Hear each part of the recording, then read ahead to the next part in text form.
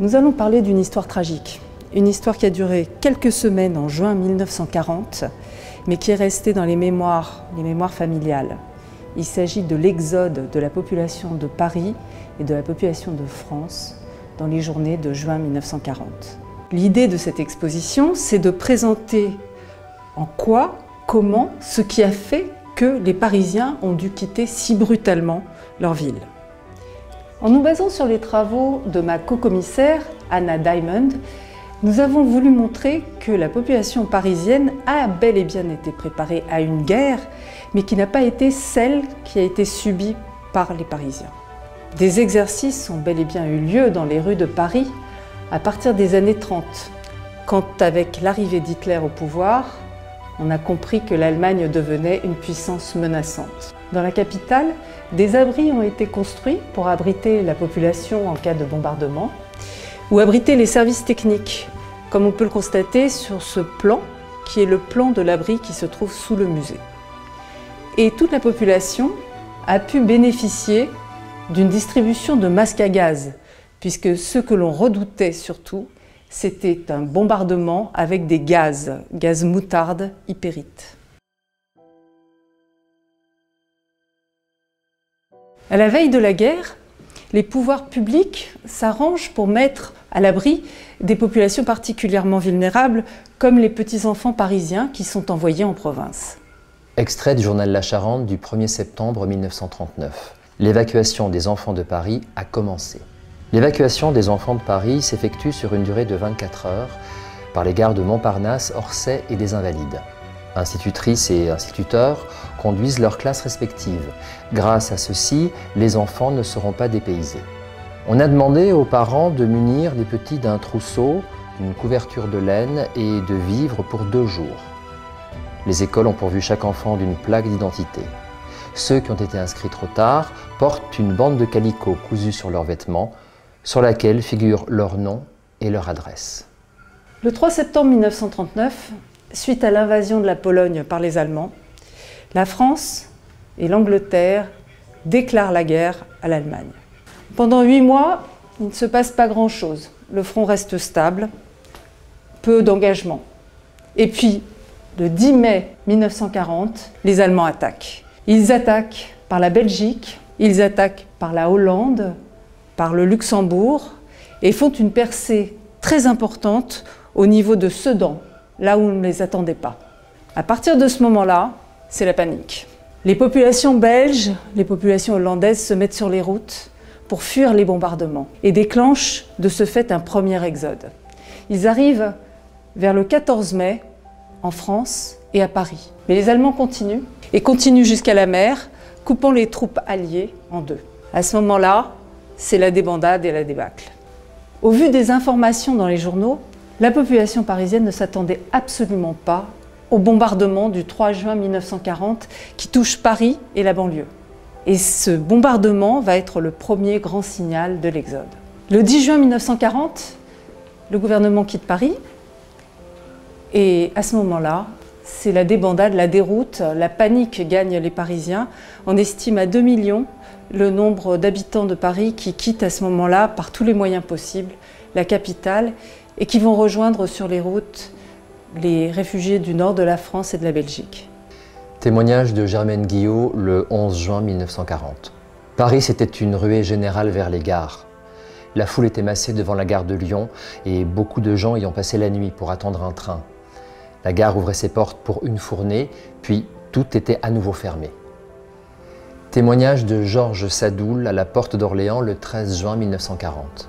Voitures, bicyclettes, voitures d'enfants, brouettes surchargées de matelas, de couvertures, de chats, de cages d'oiseaux, de poupées, de casseroles, de valises pleines à crever, de paquets informes, enfin un délire de panique. Témoignage de Paul Léoto le 13 juin 1940. Paris absolument désert. Le mot est juste, vide.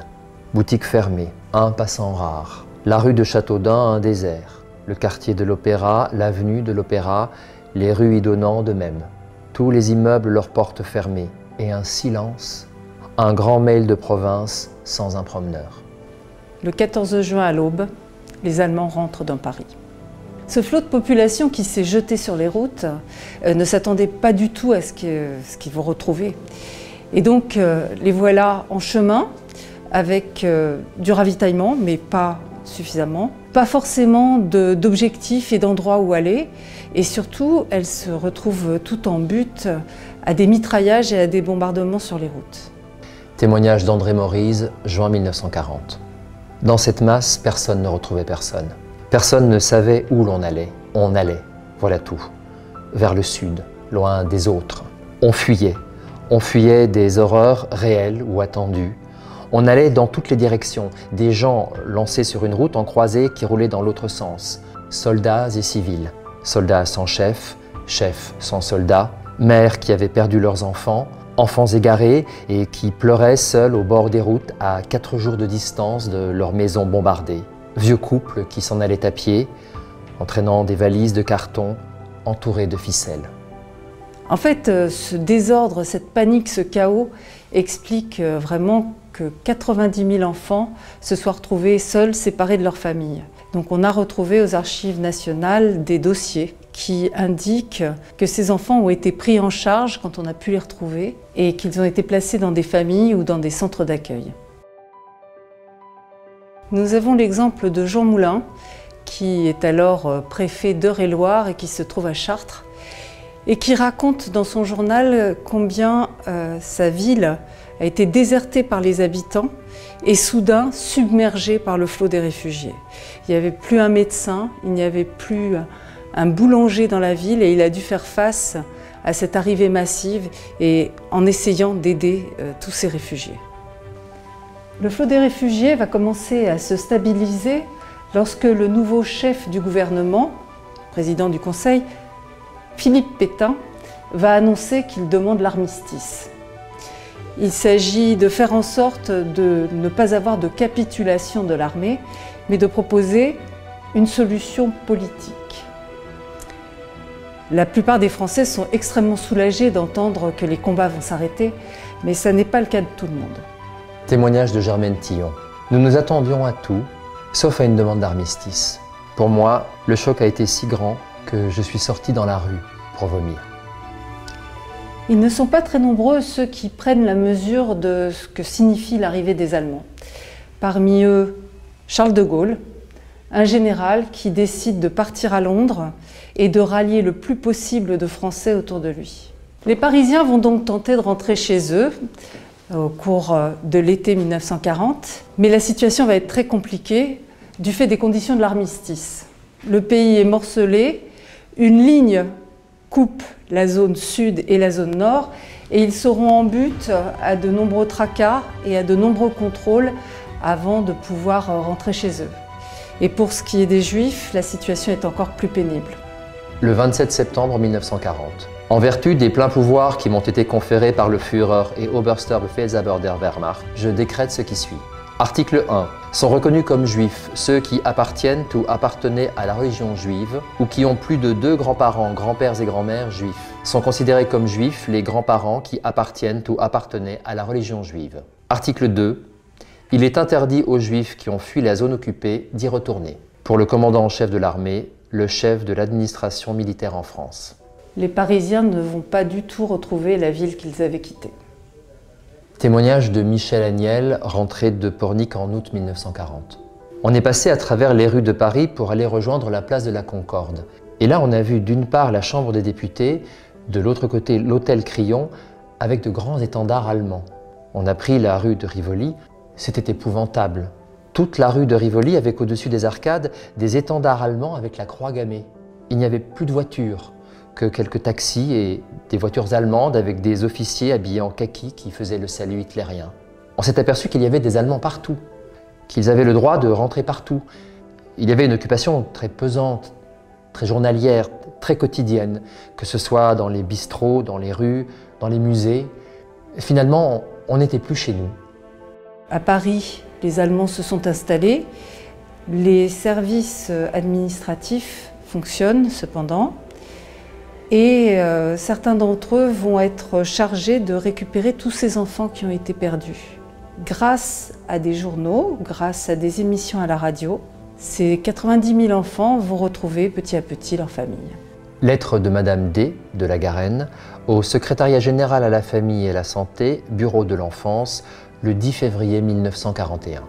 Messieurs, ayant pris vendredi dernier, 7 février à 19h30, Radio Toulouse, j'ai entendu le speaker de ce poste faire un appel en faveur des enfants perdus au cours de l'exode de juin dernier. Entre autres, un bébé de 3 ans prénommé Paul, qui se trouve actuellement dans le département du Cher. Ce bébé est resté très longtemps sans parler, mais maintenant dit que sa maman a été brûlée et son papa mis dans un trou avec des fleurs dessus. Étant un ménage sans enfants, nous venons vous demander, ne pouvant nous-mêmes correspondre avec la zone libre, s'il serait possible par votre entremise d'avoir l'adresse de cet enfant, n'ayant pu savoir s'il se trouvait dans un hôpital ou chez des particuliers, car nous serions très heureux de pouvoir lui venir en aide, soit en argent, soit en vêtements. Dans l'attente de votre réponse, je vous prie de croire, messieurs, en nos sentiments les plus distingués. Ces événements ont eu des répercussions immédiatement au Royaume-Uni. Les Anglais ont vu tout ce qu'il ne fallait pas faire. Ils ont vu les Français sur les routes, ils ont vu le chaos, ils ont vu la désorganisation, la panique, et puis finalement une société qui s'est totalement effondrée, des institutions démocratiques qui n'ont pas tenu. Alors ces événements, qui n'ont duré finalement que quelques semaines en juin 1940, ont été recouverts dans les mémoires des Français par les longues années d'occupation qu'ils ont eu à subir. Mais ils sont restés bien ancrés dans les mémoires des familles.